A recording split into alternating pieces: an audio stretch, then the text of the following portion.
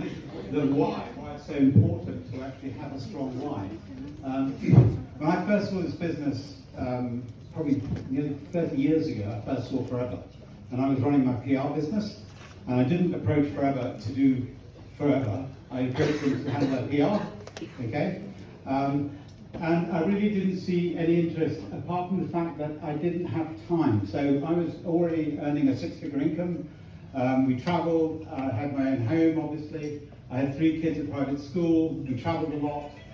So there's none of those issues there that you see, except time and freedom, okay? I didn't have any time, and I didn't have any freedom, okay? And I wasn't actually a very nice person when I got home from work, because it was very, very full on, okay? So I had to look at something, and I've been brought up in Africa, so I knew about aloe vera, but I didn't know you could drink it, okay? So I did my due diligence, and what I decided, the why was my kids, yeah? And I think anybody who has kids, it will be your why as well. And I determined that whatever happened, they were going to be in private education, and I would support them all the way through university as well. So that's a 7-figure commitment, I can tell you. Once that why had gone, I struggled.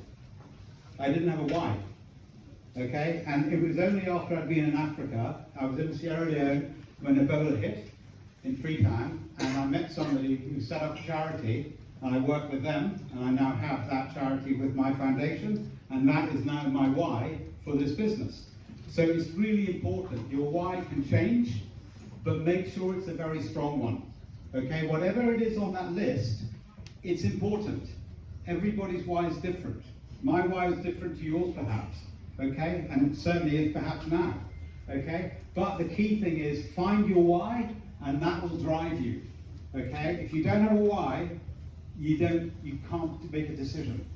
So have a why, think about it. It's far better you do your due diligence, especially the new people, and you think about your why, you talk to the person who invited you, who may be your sponsor, and find out from them what's important, your goal setting, and it all comes from your why. Okay? So that's why this slide is very, very important. Without that, there's nothing. Okay, who are we?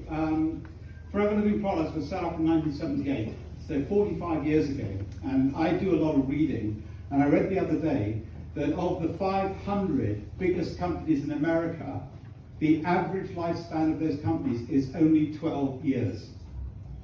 We've been around 45 years, and we keep on growing. We're in 160 countries, okay? The countries that we're not in is because we probably wouldn't want to go there anyway, okay? So you want to go to, you want to work and be able to travel to countries where you can really enjoy yourself, and that's important. And that's why, you know, when I'm traveling, I've traveled to maybe 20 different countries, but I've lived in, worked and traveled to about 60 different countries in my life, okay? And I'm very particular about where I want to go. So when I go to Ghana or Sierra Leone, I love going there. When I go to Kenya or Nigeria, you know, I love going there, okay? And you really have to sort of pick and choose where you want to build your business. Start in the UK, because we're in the UK, but then look at this room. This is like the United Nations, but better, because we don't argue. Okay? And it's really important that, because, and interesting, I believe you're from Iran, is that correct? Yeah? In the last year, we've got a group from another country, because a year ago, 2 years ago, I don't think there were any Iranians. I've been training here in London for 25 years, and I don't remember until recently. So, you know, London is fantastic to build your business here, so locally, regionally, nationally, internationally. And you know, if you want to build overseas, build your business here first and then go. All right? So, cash rich, debt free. Rex Morn, who sadly passed away last year, was an accountant and a financial director by training when he set up Forever. And he understood that if you borrow money, you have to pay it back. And you pay it back with huge interest. Look at the interest rates now in this country. I saw something else today that in UK, in London, anybody who's like a high-end mortgage borrower could be paying over 12,000 a year more a year. That's 1,000 a month. To pay 1,000 a month, you've got to earn 2,000 a month. Yeah, I mean, it's frightening. So thank God I don't have that anymore.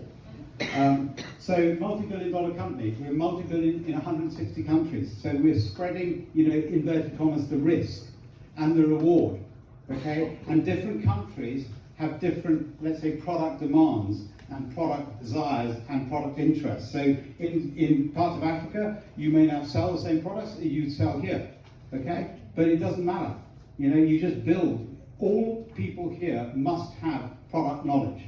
Yeah, without that, you can't build the business. So it's up to you, until we set up some sort of training again, it's up to you to find out as much as you can about the products and their uses and their benefits. Okay? That's my advice, and for someone who's written, I think, 6 books on aloe vera, so I kind of know a little bit about it. Family owned and run for 45 years. Now Rex has passed away, Greg's taken over the mantle, and with Aidan O'Hare. And Aidan O'Hare used to be here in the UK with a guy called Dusty Green. And Aidan then went to America and has now taken over as the president. So we've got people who really understand the business, but unlike any other business, this is more about people. Because without the FBOs, there is no forever. Okay? And Aidan knows who we are, he knows what we do, and he's there to support us 100%. Okay? So moving on. Superior products. I think Steph already mentioned we've got 30 awards in the UK for many of our beauty products, but all of our products, the key thing about our business, we're the #1 aloe vera company in the world. Okay, you need to know that. We have about 50 million aloe vera plants on 7,500 acres, okay, in the Caribbean, the Dominican Republic. So you need to know where we are as an industry leader, okay? It's really important. And all of the aloe vera is from 100% stabilized in a gel. We don't use the leaf, we chop that up and put it back on the fields, okay, as an organic mulch, okay? So superior products all the way through, plant to product to you. So we own the aloe fields, right? We grow everything. We process everything. All the people you see in the aloe fields, and I'm probably one of the few people in this room that's been privileged enough to actually be in the aloe fields cutting aloe vera alongside people like that, who are fully employed by the company. They're not migrant labourers, they're fully employed by the company, okay? And I can tell you, if you can work a day like he does, then you get a medal, because they are phenomenal, absolutely phenomenal what they do. But what they give us is that plant. There you see that little symbol, and then it goes to a local, processing plant very close to the fields. And then the aloe vera is processed, the leaves are processed and stabilized, and then it's shipped to another processing plant where it's then made into other products, okay? But we control everything. So then when we buy it, we have to be registered as FBOs, yeah? So the market is plant, soil, to the product, processing, to us, and then to the customer. And then depending on what country you're in, you get a 30, 60 or 90-day money back guarantee. Then the business potential. Again, look at the why. Yeah? Where do you think you fit in here? Okay, and I can tell you, you'll be out by at least a factor of 3. Because when I ran a company, as somebody else probably has done here, everybody who's employed is paid about 1/3 of what they're really worth. And the reason for that is the company has got to pay for the staff, the overheads, and to make profit. Right? So in this business, it's up to you. It's a meritocracy. You work hard, you get rewarded. You build the case credits, you get your bonuses. Okay? And here, if you look at this as a product promoter, for example, that's somebody who's new.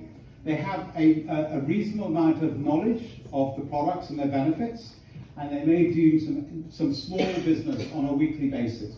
So we'd expect them to earn between £200 and £400 a month. Annualized, that's £2,500 to £5,000 a year.